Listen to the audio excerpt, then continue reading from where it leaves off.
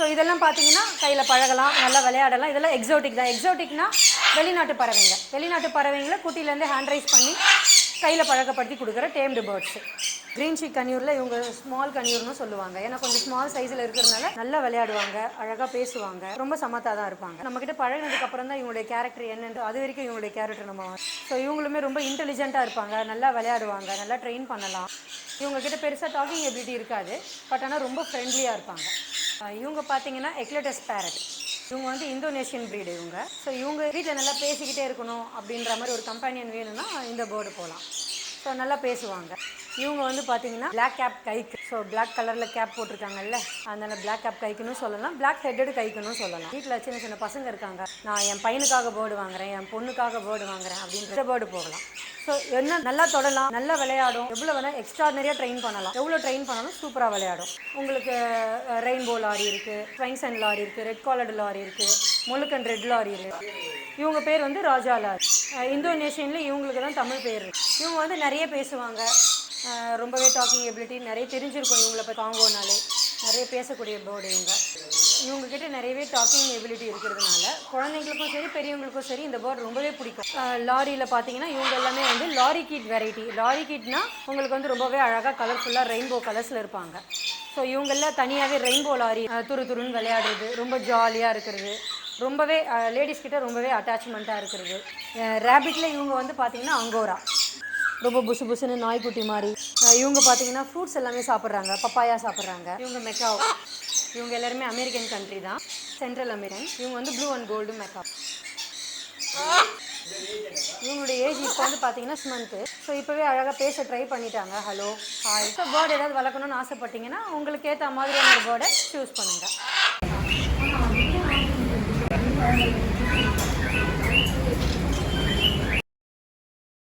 Welcome to mister hobbyist Tamil.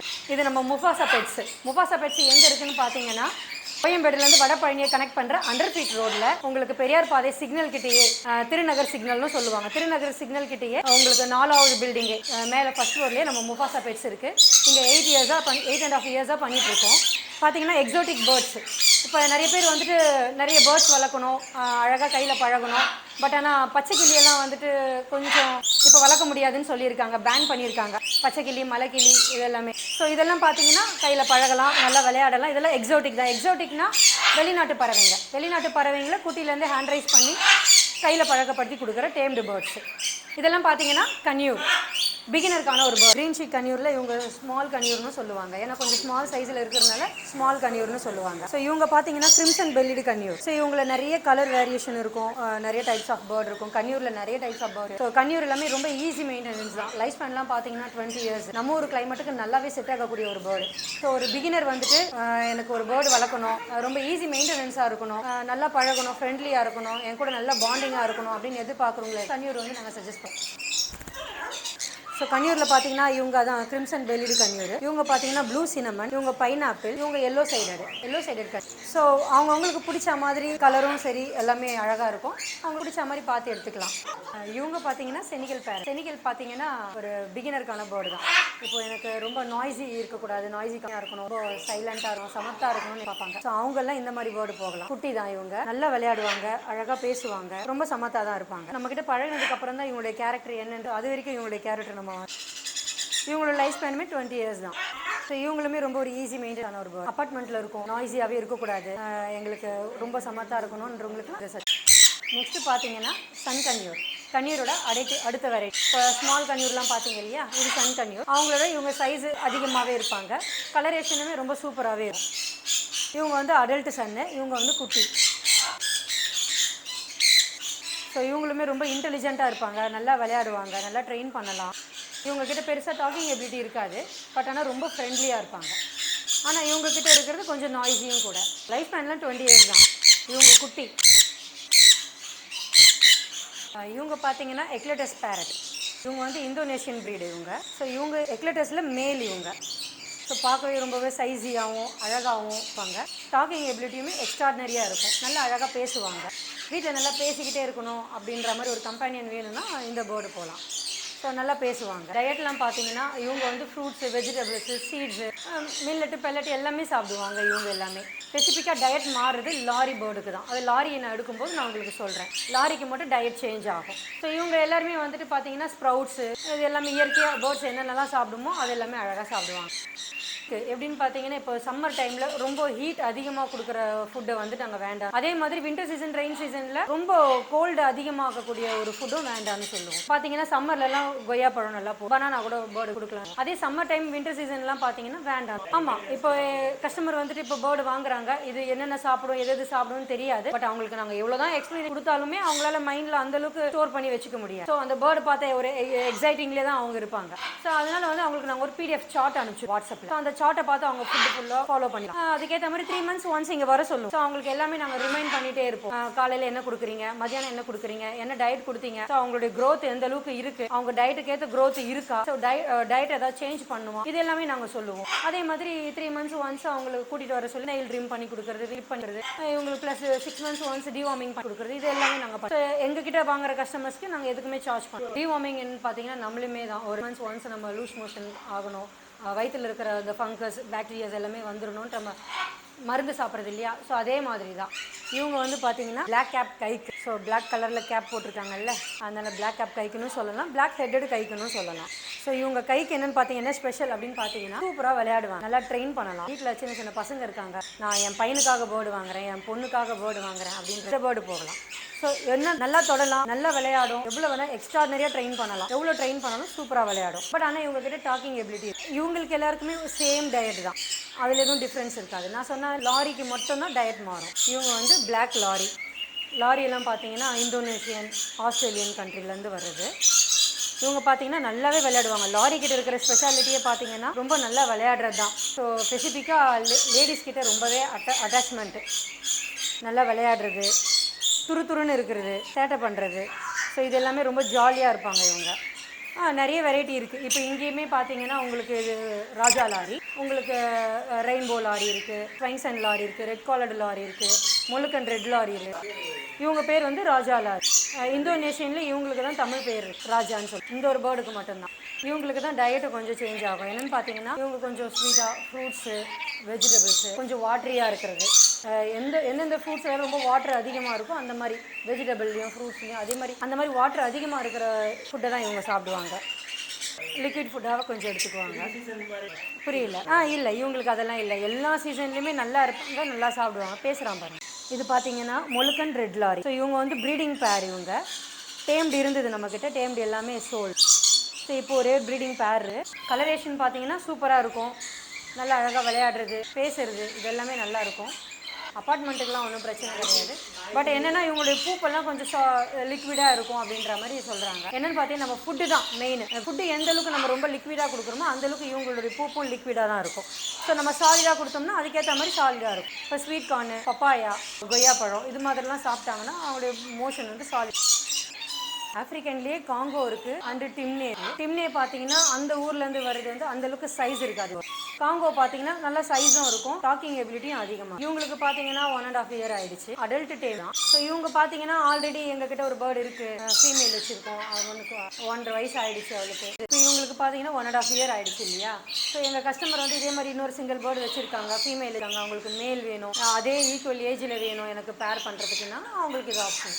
So first டைமாக வளர்க்க வர்றவங்களுக்கு நாங்கள் ஏஜ் ஆன பேர்டை கொடுக்க மாட்டோம். அவங்களுக்கு வந்துட்டு 3 to 4 months குட்டியை தான் கொடுப்போம். இவங்க வந்து நிறைய பேசுவாங்க, ரொம்பவே டாக்கிங் எபிலிட்டி நிறைய தெரிஞ்சிருக்கும் இவங்களை. இப்போ காங்கோனாலே நிறைய பேசக்கூடிய பேர்டு. இவங்க நிறைய ட்ரெயின் பண்ணலாம், 100 words கூட ட்ரெயின் பண்ணலாம். ஸோ ஈஸியாக இவங்க மெமரி பண்ணுவாங்க, ஸ்டோரேஜ் பண்ணுவாங்க. ஸோ குட்டியிலேருந்தே அவங்க வந்து எல்லா வேர்ட்ஸையுமே நல்லா லிசன் பண்ணிக்கிட்டே வருவாங்க.